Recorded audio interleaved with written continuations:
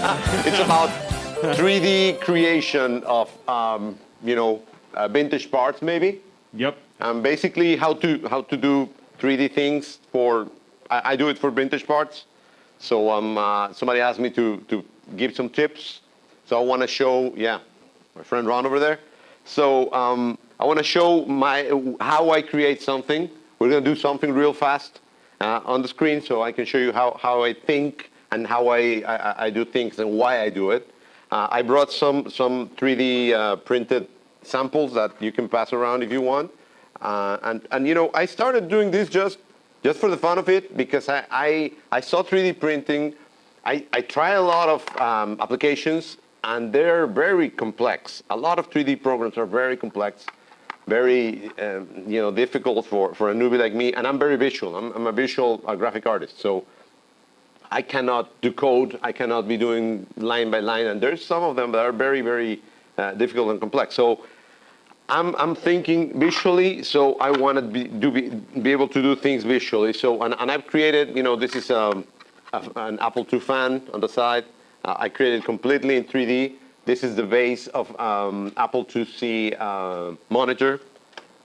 And there's these pieces, sometimes they get lost. So I recreated them for, to be reprinted and reused like, normal parts. So, and I'm going to have these ones if you guys want to take them and check them. But, and one of the pinnacle of the things that I have created is, of course, the front bezel of the Apple II drive. And I'm going to show it to you in a few minutes if you want. I recreated basically, and it's not difficult to recreate. What you got to do is you got to have the part that you need and calipers. Calipers are essential for this. I work in millimeters because they're more accurate. They're smaller, they're very little, so they be very, very accurate. But also I've learned that you don't have to be, by the exact millimeter, but yeah, you can have 1 or 2 millimeters on the side and it will be okay. But yes, you gotta measure everything that you're gonna do since the beginning. So let's talk about a little bit about this one, let's say. I'm sure by now you all have seen this. It's a recreation of the Apple 3.5 case. So what I wanted to do is I want to create a case for an emulator, but I didn't want to break an original one. And in the past, I've broken or taken old ones and cut them out and modifying them to do something else. But at this time, I say, well, it's very difficult. It's very bad to destroy something, and we have the technology to recreate it. So why not? And I started by measuring it, and I'm just going to show. Well, this is my original file that I did. Kind of hate that I cannot move things around, but I think it's okay. So as you can see, this is a two-part. Let me think about what I gotta want to show you. Let's do something. Let's do real fast a new one, and I'll show you how I think. What about that? So let's go to Tinkercad, and I create a new one, a new 3D design. And what do? I take a basic shape, a square, and then what I do is I measure this. So I measure the width, the length, and the height. And of course, I'm not going to give you the numbers right now, but this is another thing that I do immediately. I take out this view, the orthographic, and I go to flat. Because flat view is a lot more accurate, and you can see the things just the way as you were taking him like this, like this, like this, and not like kind of like this. So you can really see it directly. So if I go to the front, I can see exactly how it's going to look like this. And then I measure. What do I measure? I measure the width. Let's say that I measure this, and this is in millimeters. I'm going to say 10 millimeters, 10 centimeters. 10 centimeters, so it's 100 millimeters.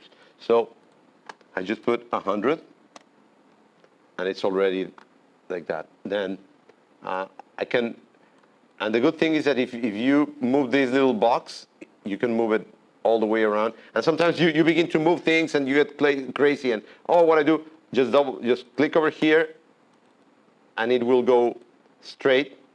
And if not, you click on the home and it will go back to the home view. So again, I did the width. Let's do the length, and let's say it's 25 centimeters, so it's 250, and there it is. So we got already the length and the width. We just need the height, and this is the funny thing. The height in Tinkercad, it's in the middle. So you got to be careful there, and you get used to it. Once you get it, and you get this little thing, be careful with this, because this, what we will do, it will pull it up and pull it down from the bottom. And it's good to move things, but be careful, don't move it if you don't need them. So let's say this is going to be, and I'm sorry, I didn't brought my caliber. We could be actually measuring the real size, but let's say this was like let's say 5 centimeters, so it's 50. And we got it. We got the right thing. So what are we going to do? We're thinking, this is going to be a thing that's going to open. So it's going to be a box. Then I want to measure the edges with a caliper, how thick they are, or how thick I want them. And then what I can do is I can take this and say, Control D, duplicate, and then just move my duplication. So what it does, it duplicates it and puts it on top of it. And what I did, let me undo it, is just take it, and actually with Shift, I can move it, and it stays in the X edge. So far so good. Any questions, you can interrupt me whenever you want. So now we got different shapes over here, and let's say we want this to have a hole. We're doing this real fast. So I'm going to put my hole over here. This is a clear, transparent cube that what I'm doing, when I put it on top of the other one, it will make basically a hole on it.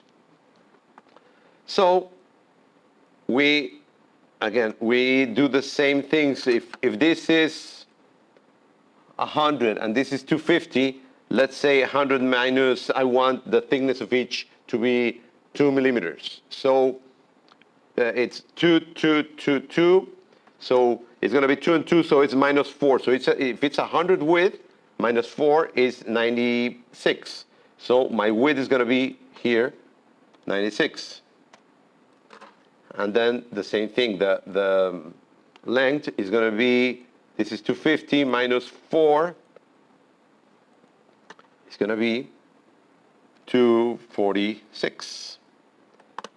And then the height, and again, be careful, and undo is your friend. So I got it over here. If I put it left and I click on it, I can see that this is a line over here, and I'll show you the line tool real fast in a minute. Then the height, we did it, I think this is 40. Let's see, this height is 50. So let's do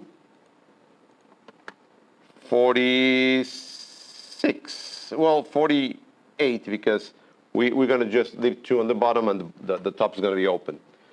So we have this, we put it on top, but what's happening, it's going to be all the way inside, because we got to move it up, because right now they're all in the same plane. So I move this up, and when I move it up, I actually can move it like it's moved forward right now. And I can see it over here. I'm sorry, you see it over here, it's moving 2, 4, 3. So let's say I move it 4 high, so it's 4 millimeters up. And please stop me if you have any questions or anything. So anyway, I got them both, so it's easy. I take them both, and here's the align tool. I just click on it and say align here and align here, and it's gonna be on top of it. When I have them like that selected, I can actually tell them, group them, boom, and there's my hole. So that was pretty easy. And it wasn't, it didn't hurt. It's pretty easy. And then this is the beginning of our thing. So that's the way we should think. You know, we can do simple things. This one, we will do the same thing, and I'm not going to recreate it. I'm just going to quickly do a duplicate just to show you something. We duplicate it, and if actually I just make it shorter, I already have the cover. You see this little thing? This little thing allows you to move it. So we actually can put it together, move it up. You see, it's not that difficult. And then I can move it over here so it's on top of each other. If I really wanted to align, I just put a line here, and it's aligned already. This floating a little bit on top, we can move it down. We have a box. So we can start from there, you know, and we can begin to get more and more complex. To make the hole in the front, let's talk about the hole in the front. Same thing, you know, we just bring it over here. We put it in. We can actually put in, you know, as big as we want because it's going to be a hole, so it doesn't matter. But normally I do it kind of close, so it doesn't really give you. And I'm just doing it by hand, but yeah, of course. And oh, that's another thing. You got to go close, and it gets out of the screen. So you click on this one, the fit view, and when you got it selected, the thing that I have selected will center it. Okay. So now I have it over here. I can take it from the middle, and it will just move on that axis. You see? And then I can make that hole over there. Again, I want it. I put it together, and there's a hole in my. Come on, it's a little bit slow. You see? So it's not really difficult. It's just about putting in your mind what exactly do you want. Now you're going to ask me, what about round things? Let me go back and show you one thing that I did. I recreated these connectors for joysticks. So when I do, I fix my joysticks, or I have a PC joystick, and I cut the cable, and I have the joystick connector that is for PC. Then I convert it to Apple II. So what I do is I actually recreated the connector for the Apple II. And just the way the original looks, and I can put it in. I created, I 3D printed, and then it will look like an original.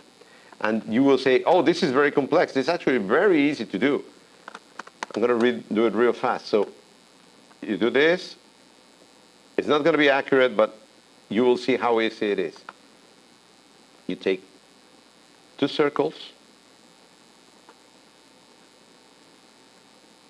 and with shift you make a circle to be exactly the same. Then duplicate. Okay, I didn't duplicate. So I got 2 circles over here. Again, I'm doing it kind of fast, so yeah, it's not. So I go ahead and align them. Then I go ahead and move this a little bit more, maybe. Then I'll make this a little bit higher to have these circles over here. And then I take another tool for the tube tool, or I don't know how we can call this. Cylinder, thank you. You see, I put it in there, same thing. Duplicate. And it's on this side. And then I get another cylinder. I can just, again, duplicate. Then these things, let me move this. With these arrows, you can actually move them the way you want it. And move it over here, move it up, close it, put it in, and at the end, what you do is just, put them together. Oh, I took this one too. And align them so they are more like centered. So you get my drift. It's just aligning things, and then when you finally, so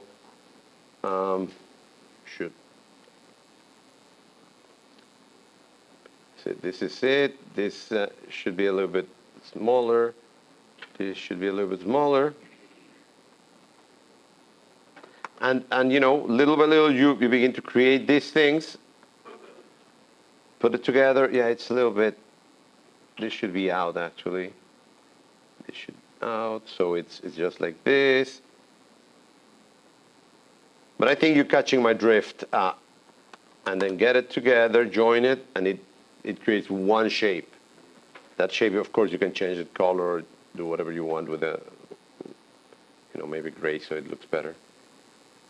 And then for the groups, the same thing. You do a hole, make it smaller, make it like a line. Of course, you always take your caliper and measure everything.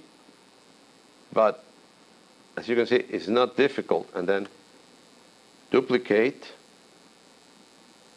Take the duplicate one and move it up, and so forth. Other things that I do is sometimes I create them outside. Like it's going to be a lot of groups. I create 5 of them, and then I put them together. That's another thing that I didn't told you. When you create things, you don't have to only use these ones. You can create a circle, you know, and then convert it with this tool into a hole. So actually, this converted to a hole, and then you can put it as a hole over here. And when you put it together, it will be a shape with a hole. So it's cool, it's easy, and you can always, you know, go back and do. You don't like this, you know, take it out, and you can move the part that you don't like. And, you know, okay, we're good on time, I think. Another cool thing that I wanted to let you know is, of course, because I'm a graphic artist, I like to do things that look like the same. So I got the Gravis logo. And how do you do that? As you can see, this is just how I told you. It's different pieces. I'm going to just take the logo and move it on the side. Oh. Hold on. Where's my logo? Oh, there it is. I put it at the end. So what I do is I create it, make the shape, then modify it, make the shape, modify it, make it one shape. So this is one of the last steps. I took the Gravis logo. How do you get this? You create in vector file, you create a logo or whatever you want to do that has letters or something like that. Save it as an SVG. And Tinkercad will import SVGs. So you just say, import this SVG, it will take it. An SVG is a vector file that it's like a logo, and it will actually import it like this. It will import it like in 3D. So you just move it wherever you want it to be. Resizes that any size you want it to be. And then you put it wherever you want. And if you want it to be like in a hole or something, just convert it to a hole. And it will make a hole with that logo. So it's pretty, once you get the gist of it, it's pretty straightforward and it's kind of simple. I mean, yeah. Any questions? Yep. Can you draw like Bezier curves or lines? No, you cannot draw Bezier curves or lines. That's. You have to do an SVG export. Yes, for complex things, it's easier for you to import SVGs from other program. Yes, and again, the problem with Tinkercad, it's very basic, but you can do great things with these very basic things. Yeah, there's 2 things that I hate from here, and it's the one is that one that you cannot really create curves, real curves, and the second one is that you cannot make what they call fillet, round edges for things. So you actually got to fake round edges over here. But, you know, other than that, you know, I've done all these things, and they are. Let me open again the file so you can see. Or maybe I should open the. As you can see, I've done a lot of little things for you know, Apple logos. This is exactly this file that I have it over there. Log into your Tinkercad account? Huh? Can we log into your Tinkercad? Yeah, actually, several of these are public. You see, this is public. So what I do is I make them public for people. Actually, look, this is the Apple 3.5 floppy drive recreation, and it's public. So people can come over here and grab them and use them. Let me open this. And this is something that I did some time ago. You see, there's the Apple logo. That's the same thing. You know, I imported an SVG, put it in over there, and make a hole with that. But I took everything. If you see it, let me take this, and if you, and it pays if you have a bigger screen, of course. But again, there are the grooves, exactly like the drive. Underneath, I made the same thing, the holes for the feet, and the holes for the labels, and the grooves, and the holes for the screws. So it's a one-to-one, and I measure everything. You know, it's exactly the same as the original floppy drive. So you actually can print this one, and it will fit. The only thing is that on the inside, I never finished the things that hold the floppy drive. So that I have to work on, but it's not difficult. So what does it take to take that and put it into to print it? I mean, what's involved? This is very easy. What you do is when you're done, you say export, and you say export as an STL. And then the STL file, that's what you take to your you got to use another program in the 3D printers that is called a slicer, thank you.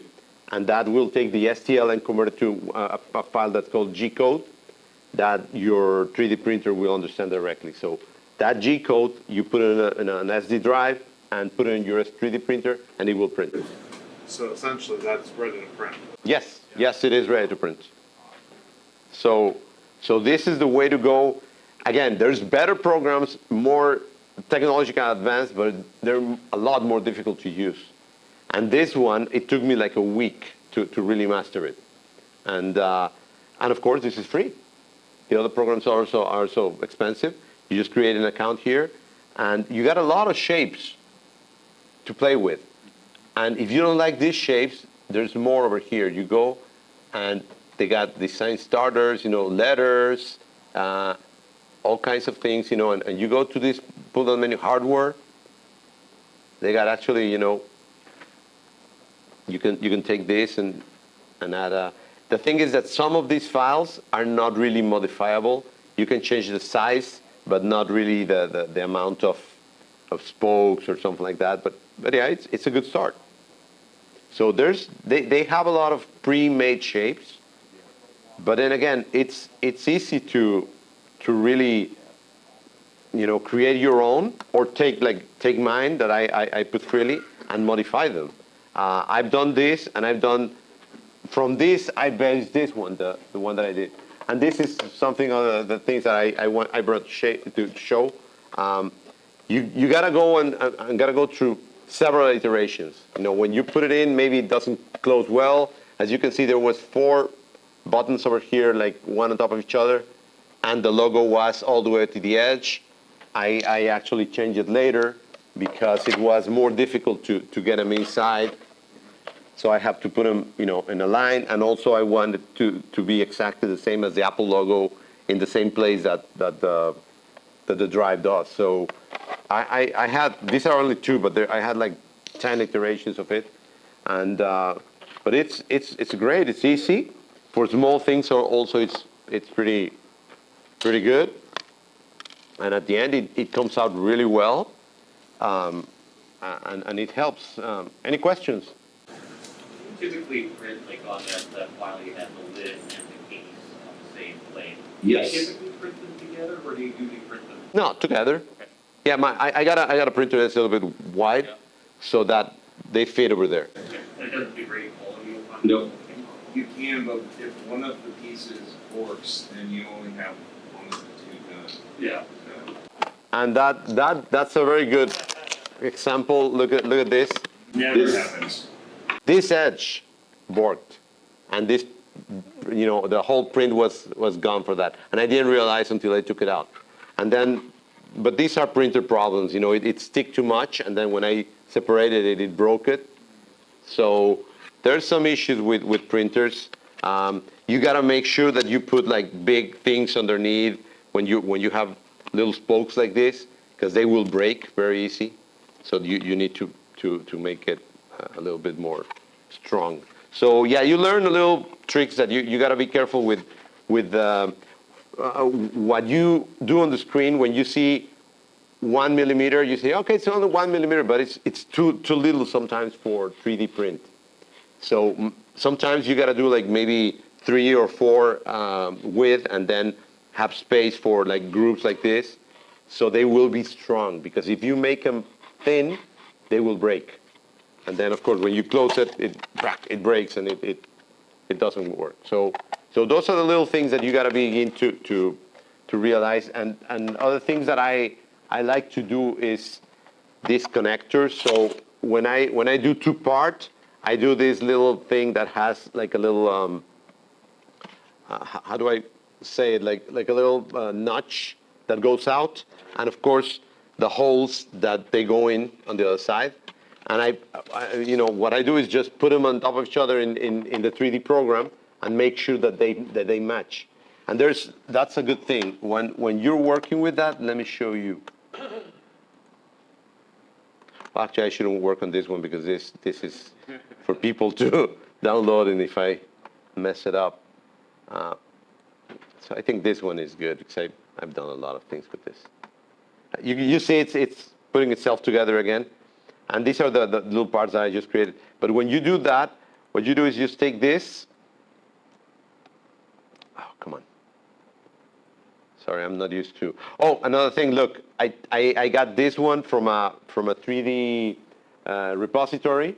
It's one of those little switches I use. And it's very good because if you get one of those in 3D already, you just put it in there and it's going to be perfectly aligned, and it will fit perfectly. So what I do is I take the top, like I told you, put it on top of it, move it up, again, all those things. Let me move it around here. Then align. And one of the cool things about this is also that you can hide one of the parts. So if I want to see how it's going to look without really moving them, I just select, like, I'm going to select the top part, and I take this little ball. It's a hide selected. Oh, it hide both, but hold on. This only. It hides only the part, and sometimes when I'm doing these things, the holes, I just hide the top part, but I leave the little borks, so I see that they're going to align there. And hide, show, it's your friend, so you can always work like that. You're moving a little thing, hide it, and then show it again to see if it's really aligning, and so forth. So you don't have to really move it around to see if it's. Oh, look, undo. Don't. But again, it's not that difficult, and again, I'm not an expert. As you can see, I didn't design it with the connectors, everything that go in. So what I'm over here is basically a patch. I have to create these ones to hold the switches in there because I couldn't hold them together, and little things that I begin to add to it. But it's part of the fun, Other thing, I did a hole over here at the beginning, but the cable, how do I put the cable in? And it's a big cable that actually goes in like that because it's like a U cable. So I have to actually cut it. Look at this, it's crude. I took some pliers, but I'm not gonna print it like 20 for just that little part. So but now I know, and it's been corrected in the original. So again, those little things, you print one, look at all your errors, change it over here, make sure that you're happy with it, and then print again, because it takes 20, 30 hours to print something big. But it pays, you know, and you will always have to have 2, 3, 4 iterations. But it's good. Slicer. I use both Creality and Cura, depending on, yeah. Because there's a saying that if you do not print it solid, do you print it solid or like a hash or hash inside? I printed, I think it's solid. I honestly, I just leave the defaults normally. Yeah, so one thing is you can play with, depending on the rigidity of your cards, Yeah. you can use different like holo hash inside, and it can actually be very rigid. It, Oh, yes, yes, yes. in a kind of good I read way. about it. Yeah, and it will be lightweight, less filaments, and faster. It's your fill percentage. It's a fill percentage, yes, you're right. Yeah, the more you fill it, the more rigid it would be and more, yeah. But you have to be careful in like where the hash should go and where your kind of Yeah, I honestly haven't experimented with that because, yeah, I try to do it quick because the first one are going to be always errors. So I try to do my errors and actually in like medium mode or quick mode because I want to see my errors first. And then when I got it good, I'll do it like a good quality. And that's going to have also issues. So, and then at the end you do the high quality when you're ready with it, like this, you know. This I send it to China. This is a 3D print, so and they did it. It's strong. It's very good. So it's not a problem with it anymore. So How much did that cost to get that printed? to get that printed around 150, something like that, plus shipping. Yeah. So it was. It's expensive and it's clear. So, but there's a Kickstarter. So hopefully we'll lower the price for people. Yeah. Was that a clear resin print? It's clear resin, yes. And then they buff it, so it's really transparent. I tried to print Macintosh 3.5 inch, the little gear that breaks in the eject motor, Yeah. and I couldn't get it to work until I bought them from a guy who resin printed them. That's the thing, yes, materials. That's a very good point that you just say, that printed like that little gear, there's always been a problem with that because a lot of people started doing it in PLA and it breaks. It has to be, it's very small and it takes a lot of pressure. Yeah. Well, not a lot, but enough to break it if the material is not strong enough. So they have to do resin, they have to do materials that are very strong, and people were talking about also metal. So you can do it, and depending on the detail, you need a better printer, and that costs you a lot more, or So depending on the materials, you're going to be something small that is going to have a lot of stress. You got to be careful, like leads, something that move all the time. Think on your material. You can do a PLA to test, but you cannot do that on the end one. So that take it in consideration, that thing. And the resin printers are amazing, and I would say for small things, keys. That's another thing. Keys are things that you're going to be looking at. They need to be soft and small. Resin is the best. But and gears or something like that. But think big things like this, I think PLA is more than enough. And there's good printers like like the Bamboo. This is it. That has the quality to really print it almost original quality. So that's a good one. Any other questions? Okay, what if you want to print something that's two colors, two different? Well, 2 colors. I haven't done that. Oh, we got an expert. A 3D printer prints in layers, right? So like last year I printed some multicolor items, 2 color, because it's easier like that, right? So when I seriously watch for the right layer. As soon as it gets to the layer you want to change color, you pause your print, and you got to quickly remove and change it and tell it to resume. Now the problem is that it's going to heat up and it's going to want to drag plastic across your print shop. Yeah. A real simple solution to that: put a piece of paper over it. Once it gets there into its position and starts printing, you pull the paper away. Okay.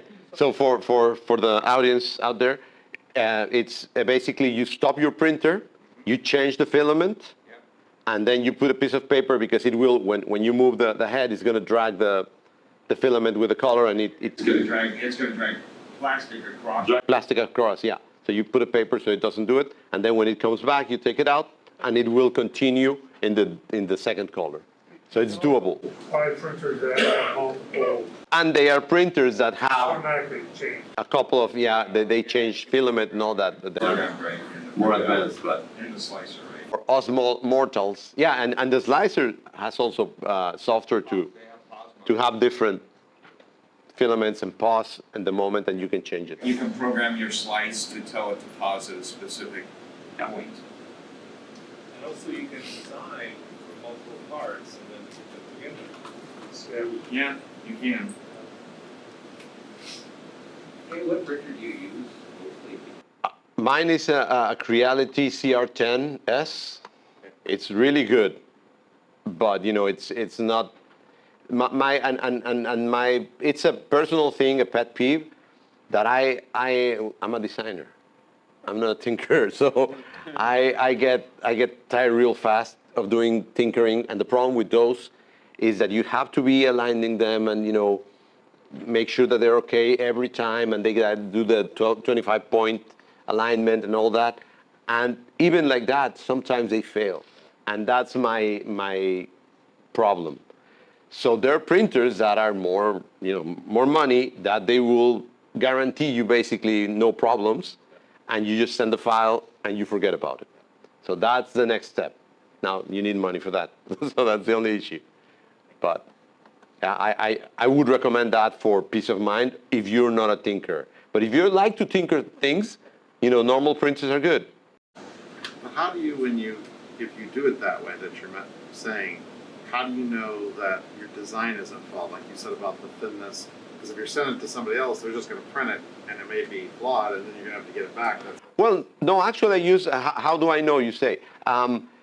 What I do is I actually use my printer, print my drafts, and then when I'm ready for something nice, I send it out to either a friend that has a better printer or a service, and because I know, but I have to be sure, because these service costs money, and it's time, and also it's it takes time, and so I gotta make sure. That's why all these are disposable basically, but these are my tests, and then when you're sure that you're happy with it, boom, send it out for a high quality one, and then release it to the public so they can also do their own. But because you don't want to get something that is flawed, and that's why people ask me, hey, can you release this? Yeah, but I haven't finished it, and so that's my only concern. Yeah. Any other questions? Well, I think I'm kind of early, but I'm good. All right. Thank you.